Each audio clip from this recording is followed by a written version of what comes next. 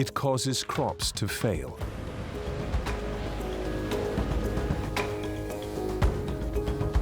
Grazing land to dry up.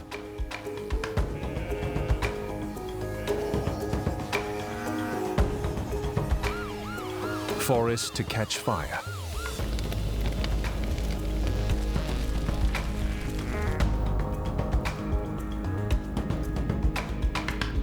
Drinking water to run short.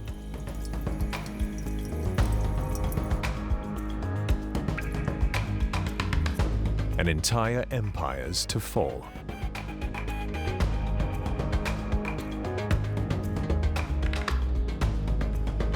This is drought.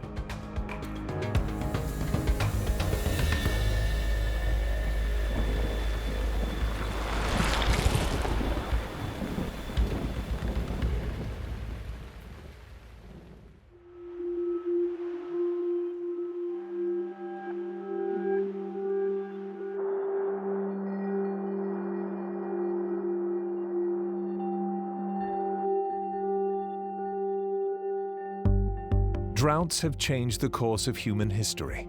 More than 75,000 years ago, a series of mega-droughts may have been responsible for the first migrations of early humans out of Africa. In the Bible, drought was thought to be responsible for driving the Israelites into Egypt. In the last century, drought caused a dust bowl across the Great Plains of the United States, sending 2 million people off their land.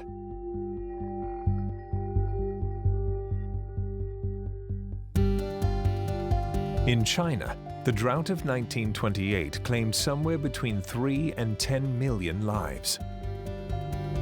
Today, throughout the world, you have extremely high areas of tension related to water. And we can see very clearly that the fact water is listed on the stock market is a real question that alarms us.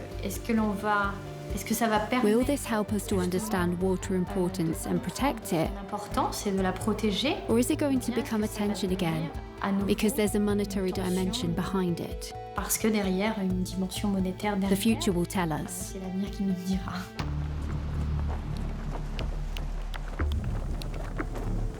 In this century, droughts have a role in reshaping the world by limiting access to fundamental resources, forcing populations in Africa, the Middle East, and Central America to migrate to find sustenance.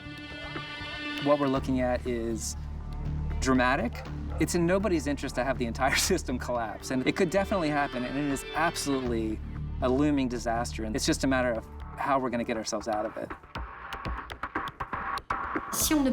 If we don't take into consideration all the problems that are generated around drought, we have to imagine that it's us directly who will pay for all that we've generated.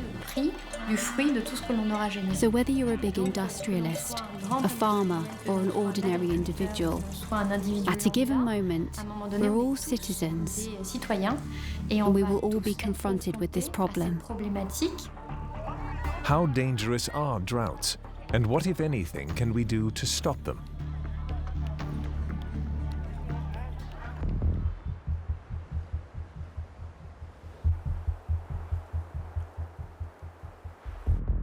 On America's west coast, the state of California is no stranger to the scourge of a drought.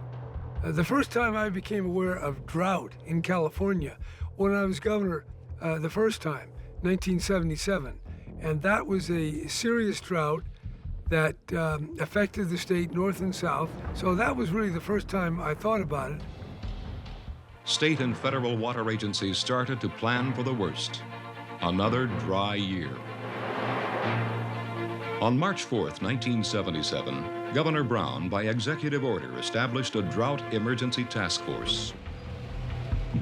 But nothing quite prepared Jerry Brown for what was to come 34 years later. He would face drought again as the re-elected governor of California. Only this time, it would be the most intense, dry period in the state's history, one that would stretch on for 6 whole years.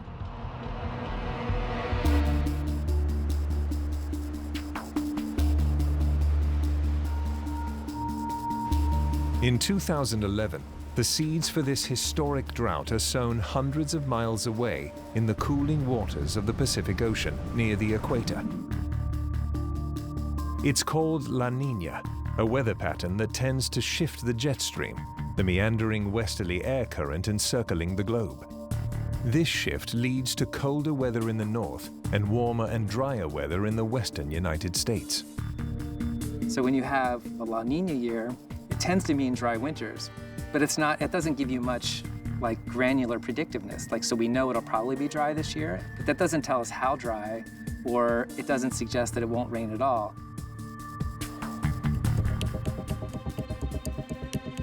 The La Niña for 2011 is among the strongest ever recorded. The jet stream shifts and a stubborn ridge of high atmospheric pressure moves over California. Storms are pushed to the north. The Great California Drought has begun.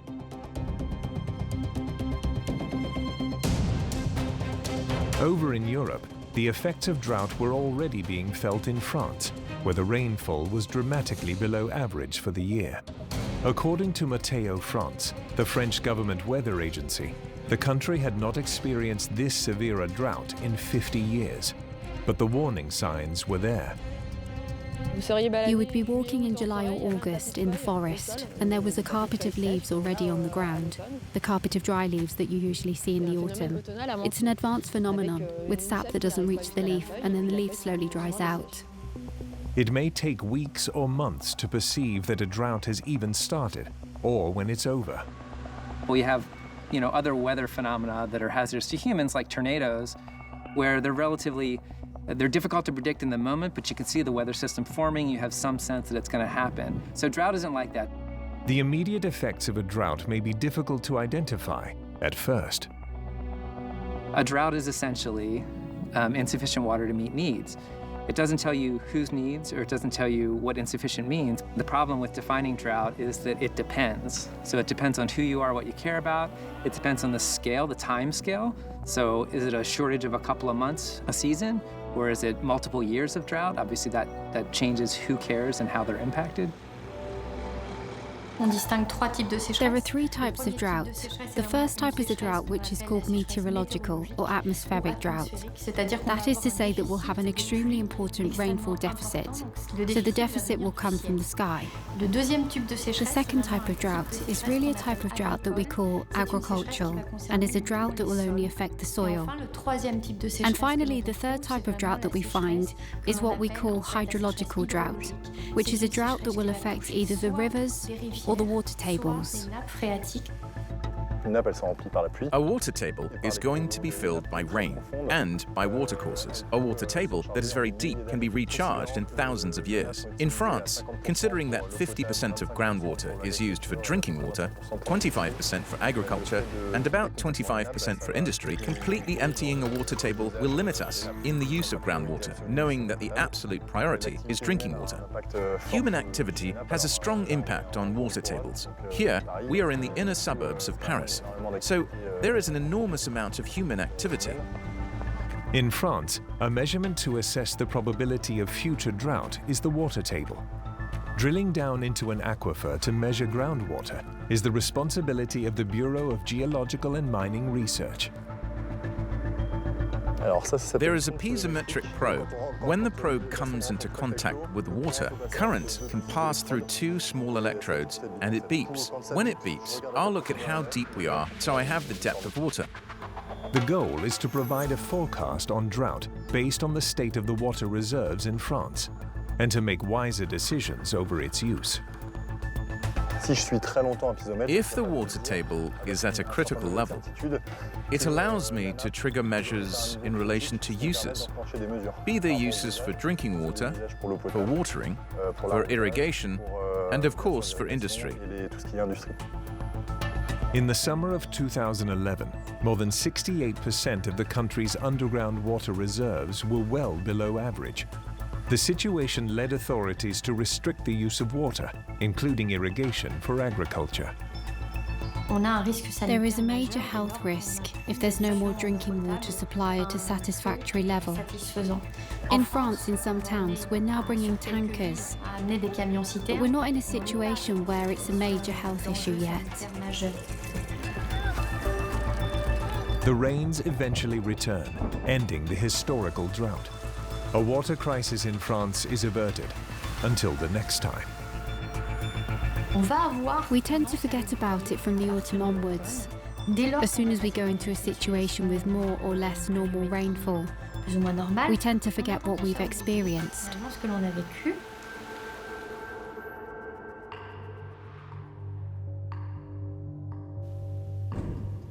But for California, normal rainfall is still nowhere in the forecast. 2 winters have since passed with well below averages. New Year's Eve in Los Angeles ends 2013 as the driest ever on record. As governor, each year, we get weather reports, and some are more rainy, some are hotter, whatever. But right there, 2012, 2013, we started to notice drought conditions. Among the state's biggest concerns, will there be enough drinking water for California's 38 million residents in the near future? Because the air is warmer, the snowpack, a vital resource for water, is shrinking. High in the Sierra Mountains, the snowpack melts during the hot summer months. It refills California's reservoirs, providing much of the state's water supply. They tell me Shasta Dam is nowhere near at the level we're going to need. Not at capacity, and not even half full. And other dams, we're told. So we get the reports. The snow is not there. The dams aren't filling up. The rivers are down. Measuring the snowpack's water content is crucial in planning for drought. Yet much of the snowpack is remote and out of reach by surveyors. To better gauge the amount of water that will flow, NASA, the United States government's Aeronautics and Space Agency, created the Airborne Snow Observatory. Flying 20,000 feet over the Sierra Mountain Range, researchers use airborne lasers and radar to measure the snowpack on a scale and elevation impossible to reach by foot. Understanding the snowpack is really, really important. How fast does it melt? Where does it melt? How is it accumulated? And until this project, we really have not had spatially complete information. We've had very patchy information. We can add up how much water there is in the mountain snowpack in the entire basin. Today, scientists can calculate water content to within 5%. Researchers believe the technology could someday be used to examine changing snowpacks worldwide and to measure the effects of global warming. In 2014, the Sierra snowpack measured just 32% of average for this time of year, one of the lowest measurements on record. The forecast doesn't look that great for January, so I would say I became aware, like we always become aware, as the winter is upon us, where the hell's the rain? And in that 2012, 2013, 2014, it got serious. And we knew very well we were in for it. It's important to awaken all Californians to the serious matter of drought and the lack of rain. We are in a unprecedented, very serious situation, and people should pause and reflect on how dependent we are on the rain, on nature, and one another. And I'm calling for a collaborative effort to restrain our water use. Today, I'm declaring a drought emergency in the state of California. For Governor Brown and the state of California, the crisis is just beginning.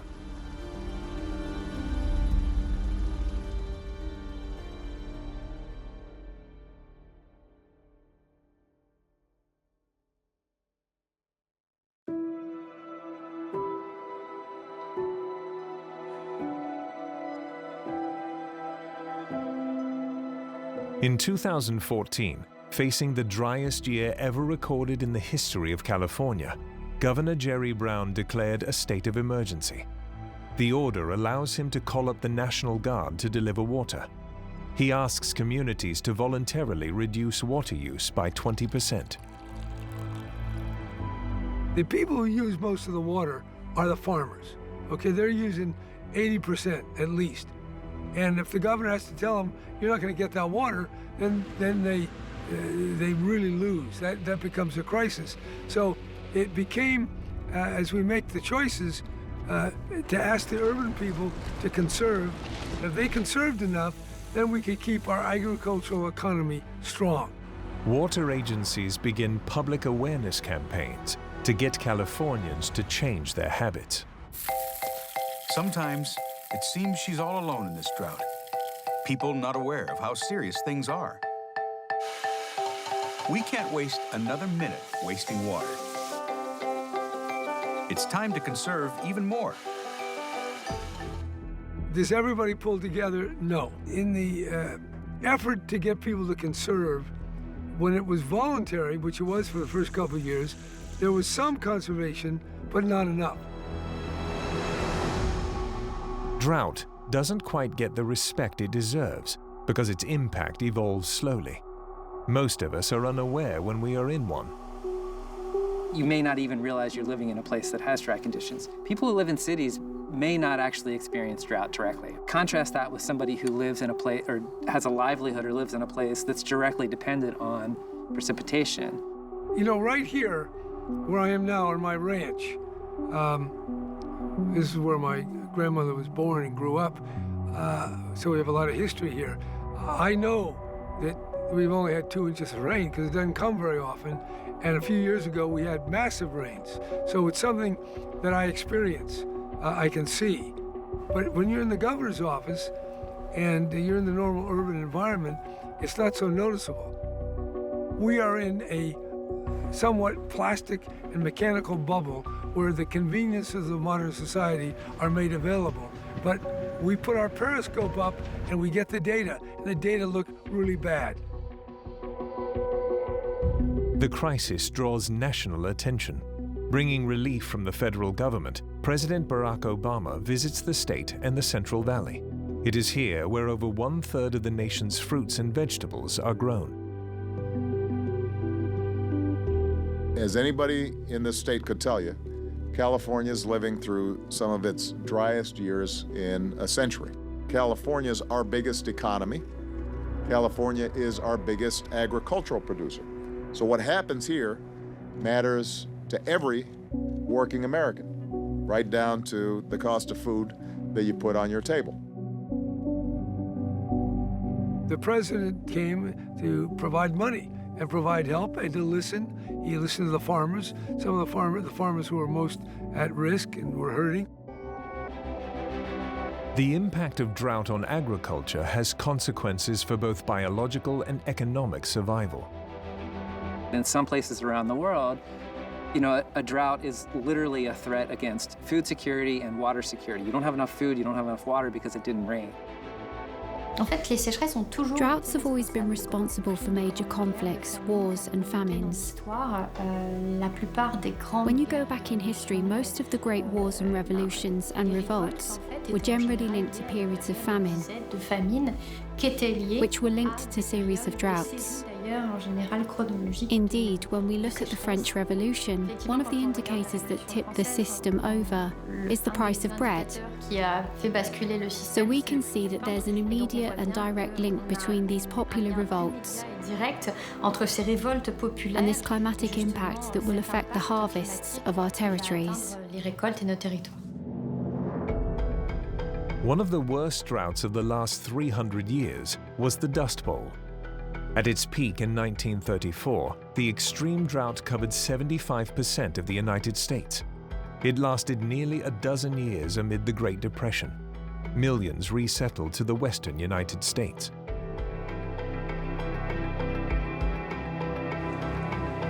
Today, drought continues to force mass migrations from Central America, Africa, and the Middle East. But now, scientists are researching ways to reduce the destructive social impact of the changing climate that is already evident around the world. NOAA, the National Oceanic and Atmospheric Administration of the United States, funded a project designed to more accurately monitor and plan for drought across the 2,500 square mile Hopi Reservation.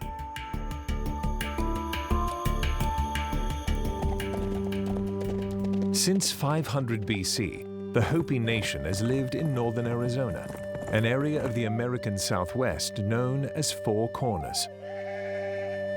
The Four Corners of the U.S. Southwest is a magical landscape. So it's Four Corners because there's 4 states that come together: Utah, Colorado, New Mexico, and Arizona. It doesn't get a lot of rain, so there's a lot of exposed rock. It's just a stunning landscape. It's iconic. It's where the Grand Canyon is.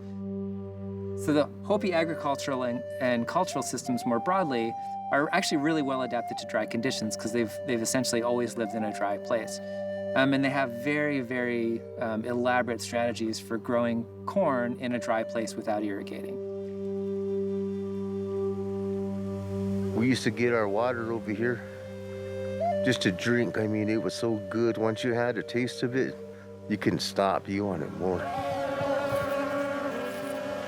One of the things that really connects us is the water. It gives us hope. It gives us inspiration. But now everything's drying up. As the climate changes, with more severe drought conditions, the traditional Hopi way of life is under threat.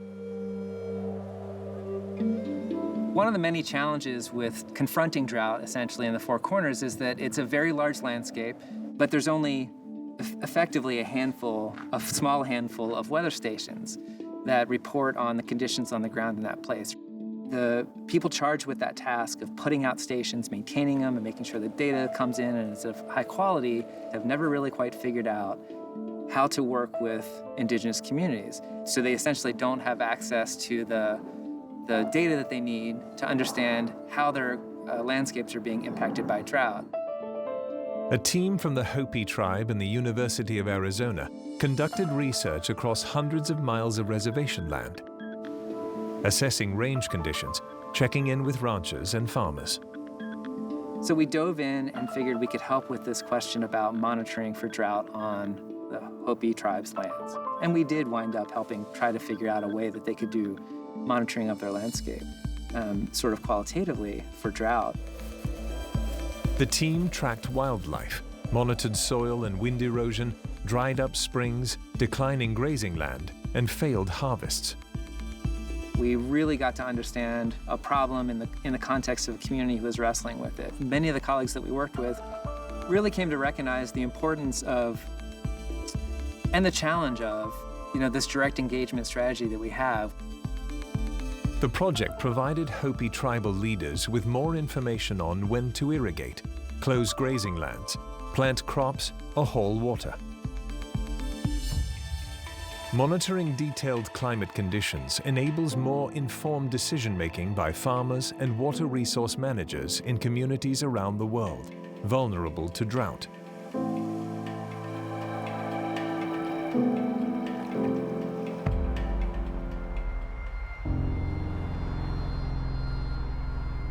As the historic California drought continues, the state is not meeting its goal of a 20% reduction in water use. Governor Jerry Brown travels into the mountains to inspect the snowpack and is alarmed by what he sees.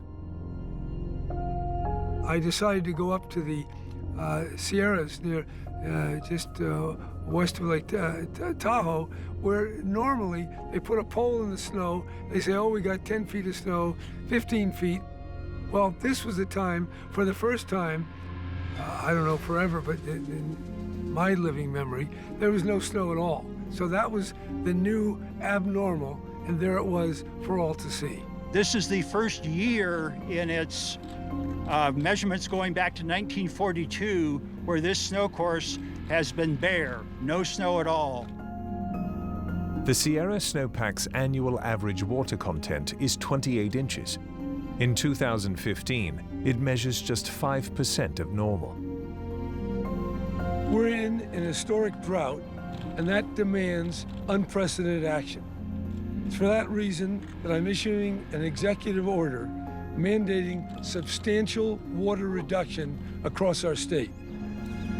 If everybody in California did the maximum in water conservation, we wouldn't need a mandatory. But because different groups, different cities, different water districts, different individuals do different things, we do have to make it mandatory. So as things got worse, we had to go to mandatory. The governor imposes a 25% reduction to state water agencies, which supply more than 34 million Californians and nearly 1 million acres of irrigated farmland. It's unprecedented. The state of California has never seen anything like it before. Life in the Golden State is about to change.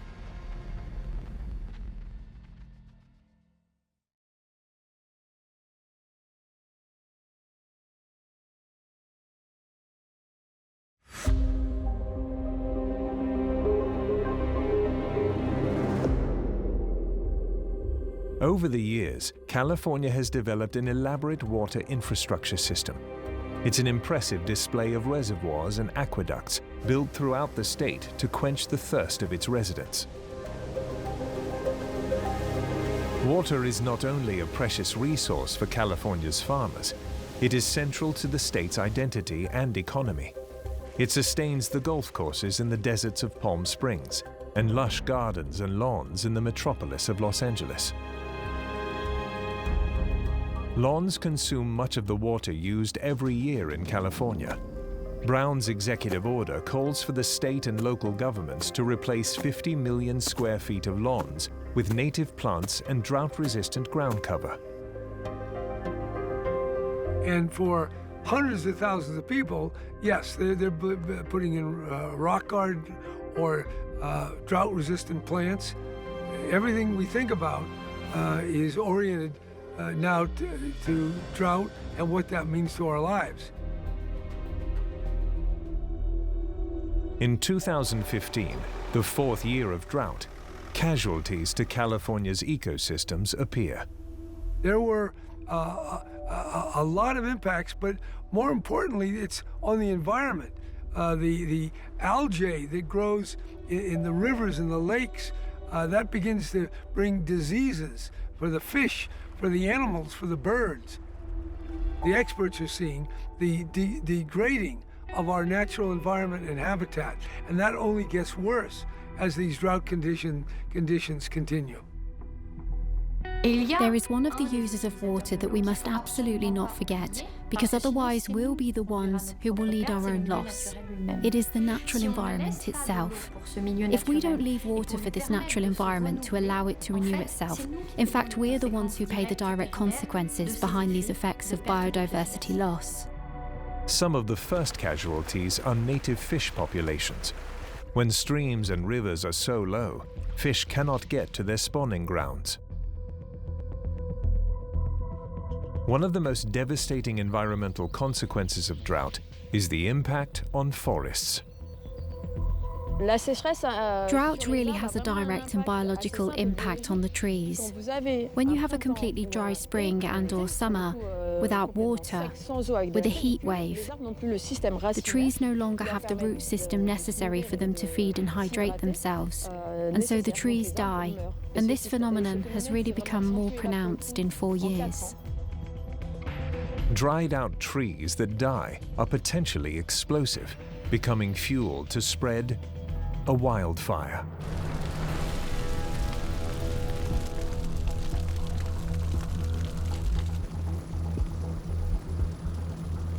In California, wildfires in 2015 consume over 900,000 acres. A recent study conducted by the United States Forest Service predicts that the number of acres susceptible to fires could double by 2050. Just like the big fires that we've experienced in California, we can imagine that the Mediterranean area will evolve and experience bigger fires. Fires that may no longer be controllable. Even if France is recognized for its ability to manage large fires with its fire brigade reinforcements. Firefighters in France have a new weapon against the spreading flames. Using drones in remote, inaccessible areas, firefighters are able to identify potential fires and instantly transmit exact coordinates for ground response teams. Drone and satellite imagery is increasingly powerful and gives us immediate indicators that allow us to know whether the level of risk is high or not. The thermal imaging camera enables them to see the hot spots on a fire. When a fire is extinguished and dewatered, there are still hot spots, and there can be resumption points in the forest simply because the forest floor is rich in leaves, rich in decomposing wood. With eyes in the sky, firefighters have an advantage in what is often a race against time.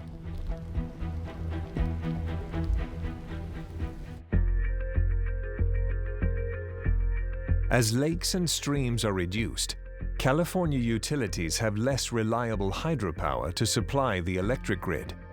Power outages are not unusual. Just picking up some last-minute water supplies because I realized the implications of the power being off.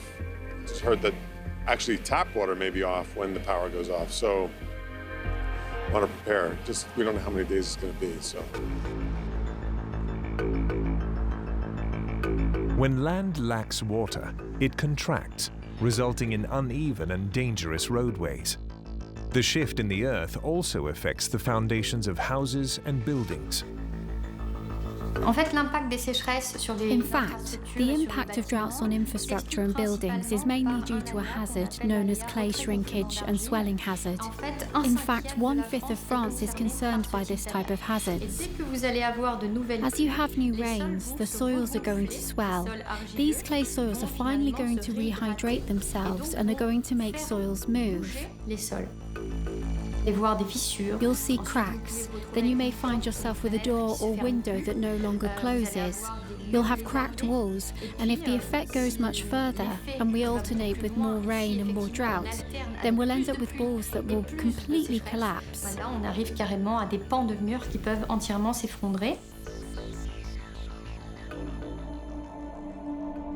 The reduction of fresh water causes social impacts that are less obvious. Job loss, declines in community mental health, and threats to public health are due to low water levels. So the hazard can be like the broad-scale human disaster of lack of food, famine, and lack of water. But it can also be simply, really pressuring the economics of a region. Livestock growers don't irrigate for their forage for their cattle or sheep. So if it doesn't rain, they don't really have food for their cattle, and that impacts them directly economically. Droughts can last weeks, months, or years. The state of Arizona has been in what scientists are calling a megadrought, which can last for several decades. So the challenge with drought, really predicting drought, is it's a very, very complex system. And even with really sophisticated weather and climate models, it's difficult to put any kind of precision on a forecast for drought.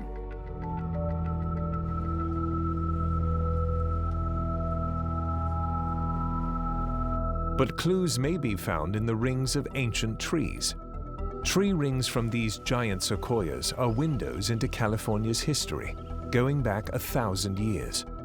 Good years are reflected in wide growth rings, while narrow rings mark lean and dry years. Clusters of narrow rings show prolonged, devastating periods of drought. Here, carved in wood, is the evidence of the changing climate of the distant past.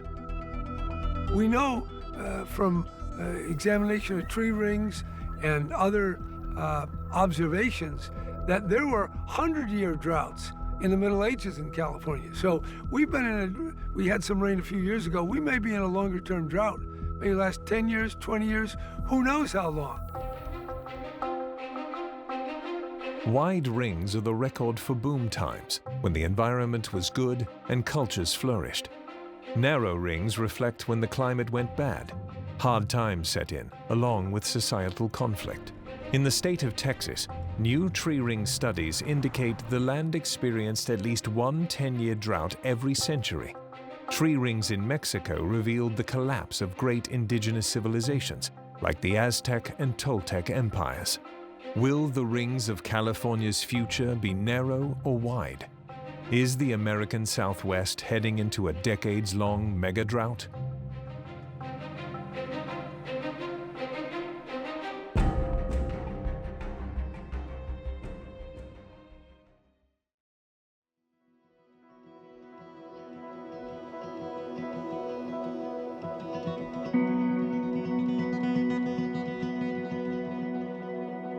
It is 1 year after Governor Jerry Brown called for mandatory water reduction.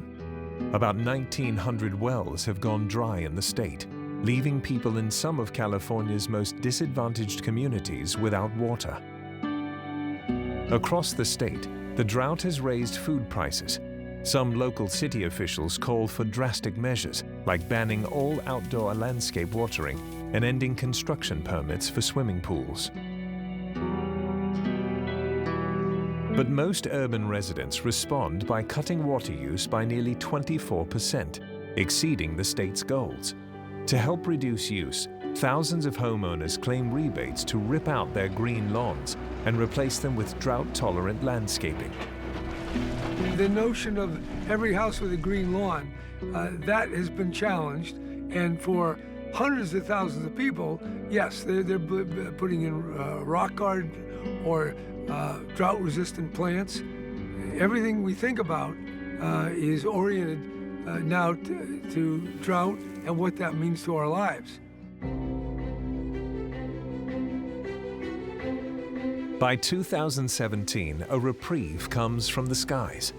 The jet stream has dipped south, bringing with it rain-soaked storms for the entire West Coast. In February, California water managers returned to the Sierra Nevada snowpack to measure water levels. Very significant increase in snow water content throughout the state, with the central and southern regions showing almost phenomenal increases in snow water content. It is the most snow recorded since 1995. The storms brought 3/4 of the state's normal yearly precipitation in just a few weeks. On April 7, Governor Jerry Brown declares the drought over and lifts the emergency order in place since 2014. By mid-March 2019, most of California is declared totally drought-free.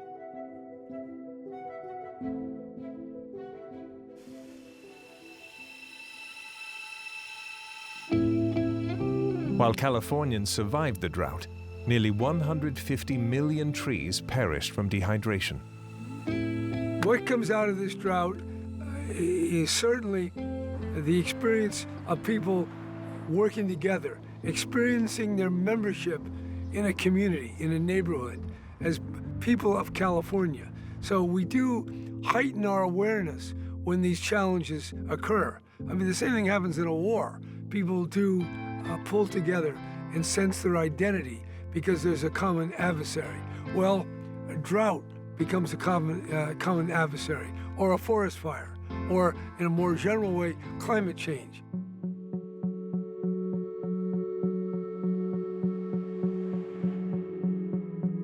A new NASA study predicts that by the end of the 21st century, the American Southwest and Great Plains are likely to experience longer and more severe droughts than at any other time in the last 1,000 years.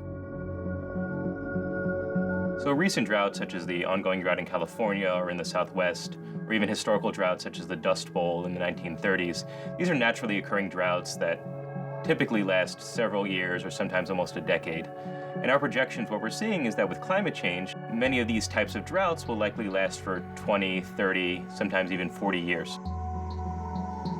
California, for 15,000 years, never had more than 300,000 people. Now, we have 40 million, and we haven't had that many that long. And it's a lot of people, and most of them have a car, and most of them burn a lot of oil or gas or diesel. So we're impacting our environment. Then, because the climate is warming, and we're getting the traditional droughts that come and go, all that combines to devastate our natural environment. The world is changing, and it's changing subtly. Warmer temperatures brought on by greenhouse gases are changing the climate. It appears some droughts no longer dissipate as quickly. So, the impacts of climate change on groundwater resources have been modeled by scientific groups. And it is estimated that, according to these models, groundwater recharge deficits would be of the order of 10% to 20%, which will inevitably lead to a drop in groundwater levels, which will lead us to modify and adapt to our uses. Since 2017, not a year goes by without a historic drought. So we are beginning to feel, I would like to say from our chair, hydrologists, this climate change because the weather is getting too hot. We can see very well that we have totally abnormal temperatures in France with effects that are abnormal. Any climate disruption is a disaster for an ecosystem, one way or the other. There may not be any heat wave next year, but we'll have them more often, and it's the risk that will be there. And unfortunately, it's taking place more often.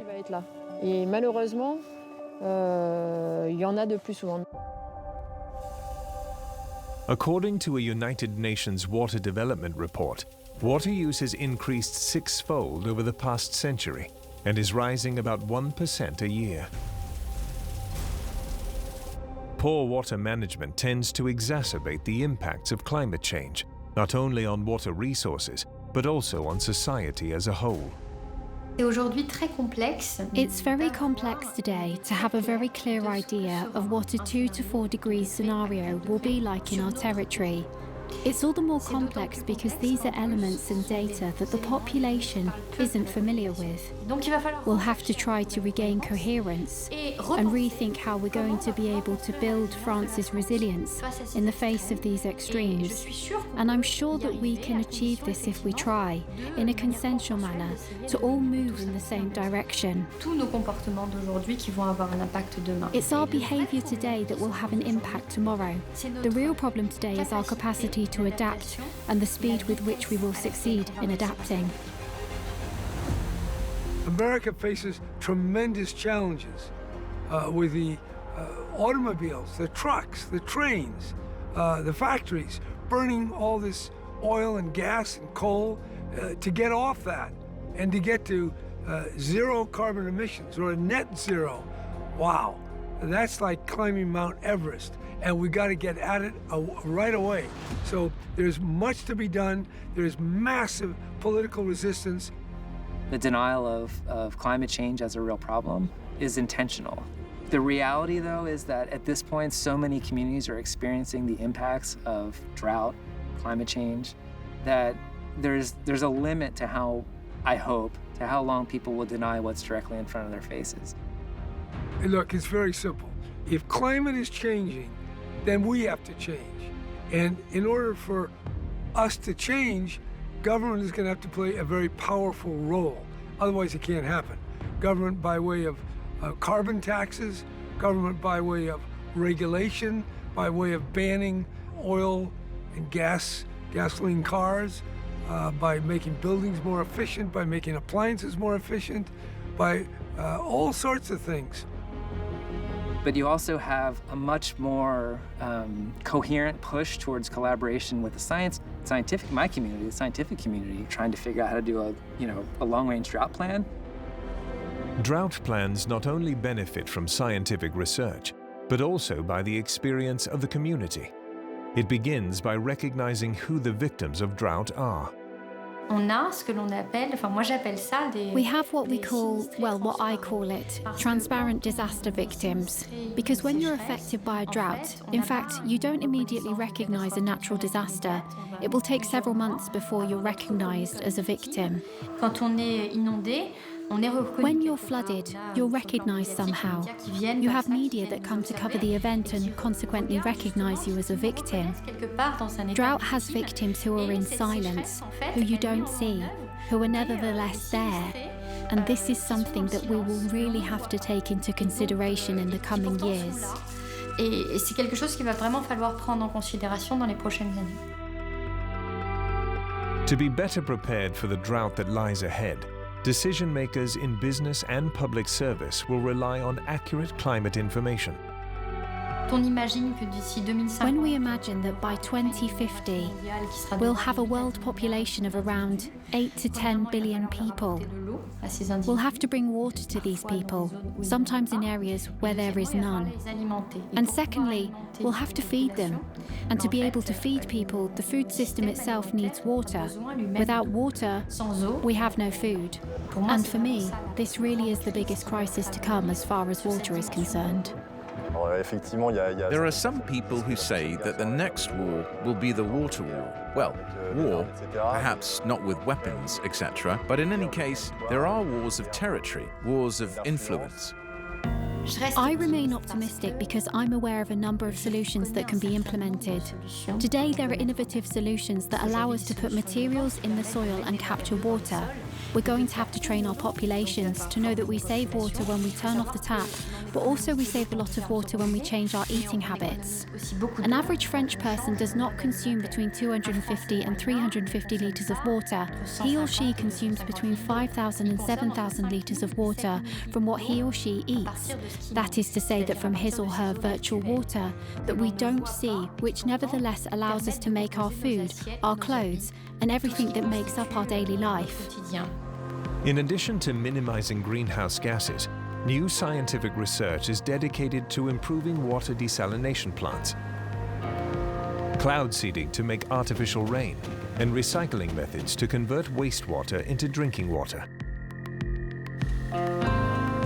Developing drought and heat stress-resistant crops will improve the ability of farmers to cope with increasing frequencies of temperature and the scarcity of precipitation. We'll have to rely on either solutions based on innovation or on common sense. And indeed, agroforestry, for example, allows us to completely rethink the effects of shade, plant relationships, and the importance of planting trees. NOAA's National Integrated Drought Information System is working to develop regional drought early warning information systems across the United States. It's an effort to unify the federal drought response in the US and throughout the world. In 2020, France experienced its worst drought since 1959. By midsummer, there was only 16 millimeters of rainfall nationwide. Rivers, basins, and lakes were abnormally low. 25% of France became dry. Groundwater and river flows decreased. In France and in Europe, for like 20 years now, 25 years, there are water management systems that have been put in place and that lead us to really make the water table level rise. It's quite under control, and it's less worrying than if there were no such measures at all. If the water table drops critically, the state has set thresholds. These thresholds will trigger measures. In general, there are 3 thresholds. A first threshold, which will rather ask private individuals to stop watering, filling swimming pools, etc. A second threshold, which concerns irrigation, for example, to try to moderate all that has to do with watering. And a third threshold, where there is such a level of alert that we stop everything so as not to completely deplete the resource. Drinking water remains the #1 priority. So, as a last resort, generally speaking, we never stop drinking water. It is necessary to set up strategies which allow to protect the underground water and to recharge it.